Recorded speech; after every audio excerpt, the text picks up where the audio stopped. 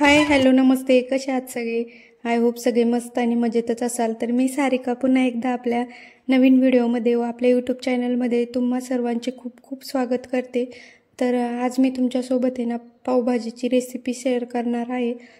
त्याचं मी थोडंफार प्रिपरेशन करून घेतले. तर भाज्या काय काय घेतल्या ते सांगते मी आधी. तर वाटाणे, टोमॅटो, बटाटा आणि फ्लावर आणि थोडंसं बीट टाकलं आहे मी, म्हणजे अगदी थोडंसं टाकलं आहे. तर ते सगळं शिजवून घेतलं आणि त्याच्यानंतर थोडीशी ढोबळी मिरची होती तर ती पण टाकली. आणि आता इथं वरून थोडेसे कांदा आणि टोमॅटो पण चिरून घेतले. तर त्याची तर मी त्याची म्हणजे परतून घेते. तर थोडीशी लसणाची पेस्ट टाकली, आलं नाही टाकलं, लसणाची पेस्ट करून टाकली. त्याच्यानंतर मग लगेच लसूण थोडासा चांगला परतला की लगेच मग कांदा वगैरे टाकून व्यवस्थित परतून घ्यायचं. म्हणजे पाणी सुटूस तर टोमॅटोला आणि कांदा चांगला लाल होईस्तोवर परतून द्यायचा. नंतर मग टोमॅटो टाकून व्यवस्थित परतून घ्यायचं. थोडंसं पाणी सुटलं पाहिजे,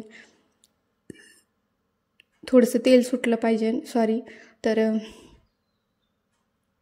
आणि भाज्या ज्या आपण शिजायला टाकल्या ना त्यात मी टोमॅटो पण टाकलं होतं एक, कारण बाकीचं साहित्य थोडंसं कमी होतं माझ्याकडे. त्याच्यामुळे मग टोमॅटो टाकलं एक त्याच्यात, एक दोन त्याच्यात, आणि एक छोटं आणि एक मोठं असं टोमॅटो चिरून घेतलं.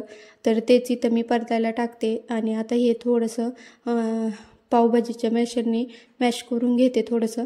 त्याच्यानंतर आपला आता कांदा पण परतत आला आहे.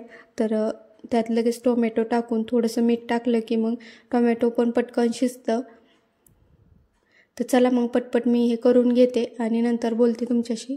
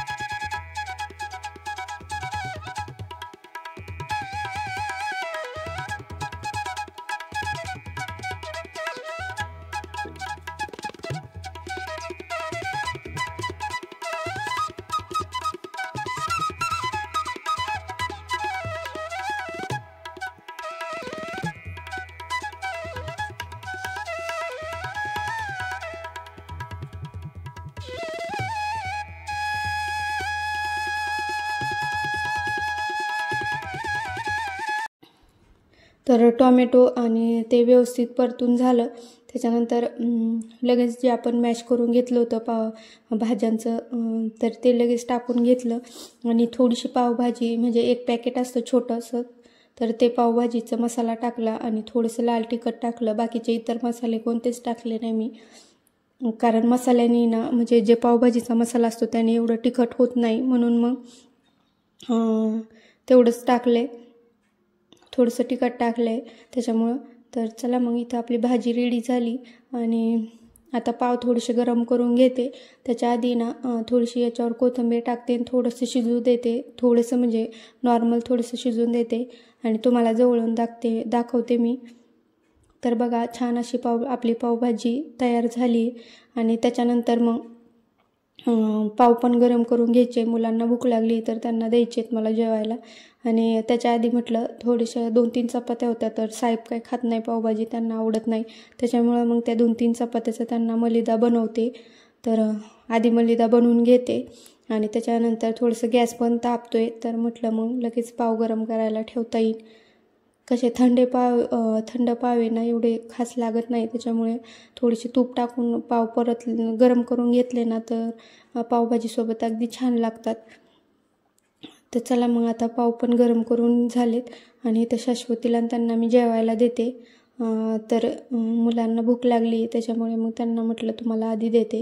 तर चला बघा, आपली छान अशी पावभाजी झाली आणि मस्त पाव पण गरम करून घेतले. आणि शाश्वतीची तर फेवरेट आहे पावभाजी, त्याच्यामुळे तिला खूप आवडते. तर पहिलं ताट मी तिला दिलं, नंतर मग लगेच शिवने पण घेतलं, दोघांना पण दिलं. मग दोघांना पण भूक लागली होती. तर आजचा व्हिडिओ तुम्हाला कसा वाटला नक्की मला कमेंट करून सांगा. आणि जर व्हिडिओ आवडला तर व्हिडिओला लाईक आणि चॅनलला सबस्क्राईब नक्की करा. तर त्याच्यानंतर मग त्यांना मलिदा वगैरे करून दिला आणि त्यांचं पण जेवण झालं, माझं पण जेवण झालं. आधी मुलांचं झालं होतं, नंतर मग आम्ही दोघं जेवलो आणि त्याच्यानंतर किचनचं आवरायला घेतलं. तर किचन असं काही केलं ना तर भांडे पण भरपूर पडतात. तर इथं भरपूर असे भांडे होते आणि मुलांचे शाळेचे डबे वगैरे, पुन्हा साहेबांचा डबा ते असं होतं. तर भरपूर भांडे होते, तर ते भांडे पण घासायला घेतले. त्याच्यानंतर मग किचन वाटा पण पुसायचा. तर भांडे इथं माझे घासून झाले आणि लगेच म्हटलं किचन वाटा पण क्लीन करून घ्यावं, कारण आता 8:30 वाजले. मग नंतर बाहेर 9 वाजता फिरायला जात असतो आम्ही शतपावली करायला. तर म्हटलं तोपर्यंत आवरण. तर लगेच भांडे किचन आवरून घेतलं, भांडे घासून खाली ठेवले. आणि किचन वाटा खूप मोठा आहे त्याच्यामुळे पुसायला पण वेळ लागतो. तर लगेच किचन वाटा पण घेतला मी पुसून. इकडल्या साईडला काही एवढं खरकटं वगैरे काही सांडत नाही, म्हणजे इकडं काही एवढं ठेवत नाही, करतच नाही इकडं काही एवढं, म्हणजे तर त्याच्यामुळे एवढं खरकटं वगैरे नसतं. नॉर्मली आपलं असं कापड वगैरे फिरवून घेतलं तरी क्लीन होऊन जातं.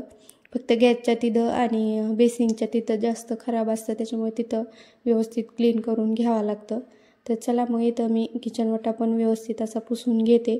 तर एका साईडने झालं आहे पुसून, एका साईडने आता गॅस आणि गॅसच्या खालचं बाकीचं सगळं पुसून घेते. आणि संध्याकाळी कसं असं किचन वाटा वगैरे क्लीन असला ना तर मन पण फ्रेश असतं. म्हणजे सकाळी असं टेन्शन राहत नाही की सकाळी भांडे येते. तुम्ही बघा एकदा असं ठेवून आपल्याला स्वतःला दडपण येतं. सकाळी जर रात्रीचा असा राडा ठेवला तर सकाळी आपल्यालाच म्हणजे असं दडपण आल्यासारखं होतं. तर मी तर कधी ठेवत नाही, पण एखाद्या वेळेस जर राहिलं तर मग लवकर उठून आवरत असते. पण शक्यतो मी ठेवतच नाही कधी, जर सुट्टी वगैरे असेल तरच मग राहते एखाद्या वेळेस. तर गॅस वाटा पण व्यवस्थित क्लीन वगैरे केला. त्याच्यानंतर लगेच बेसिंग वगैरे घासून घेतलं. आणि मी सारखं काही घासत बसत नाही गॅस वाटा, ते फक्त माझ्याकडे एक लिक्विड तयार केलं आहे मी, ते फक्त स्प्रे करते आणि पुसून घेते व्यवस्थित. त्याने चिकट पण निघतं आणि तेलकट पण सगळं निघतं आणि मग गॅस वाटा पण खराब होत नाही. म्हणजे दररोज आपल्याला घासत पण बसावं लागत नाही. तर आठवड्यातून एकदा किंवा दोनदा घासत असते, पण असं दररोज घासत नाही. फक्त स्प्रे मारला की व्यवस्थित सगळं चिकट तेलकट सगळं निघून जातं. त्याच्यानंतर लगेच बेसिंग वगैरे क्लीन करून घेतलं. आणि तर पावभाजी पण खूप छान झाली होती, मुलांना पण आवडली आणि मला पण आवडली, मी पण खाल्ली. साहेब काय खात नाही, त्यांना असं काही आवडत नाही, त्याच्यामुळे ते काय खात नाही, मग त्यांना मलिदा बनवून दिलता. तर असा होता आजचा व्हिडिओ. आणि आजचा व्हिडिओ कसा वाटला नक्की मला कमेंट करून सांगा. आणि जर तुम्हाला व्हिडिओ आवडला तर व्हिडिओला लाईक आणि चॅनलला सबस्क्राईब नक्की करा. पुन्हा भेटू अशाच एका नवीन व्हिडिओमध्ये. तोपर्यंत सगळ्यांनी मस्त राहा आणि सगळ्यांना गुड नाईट, बाय.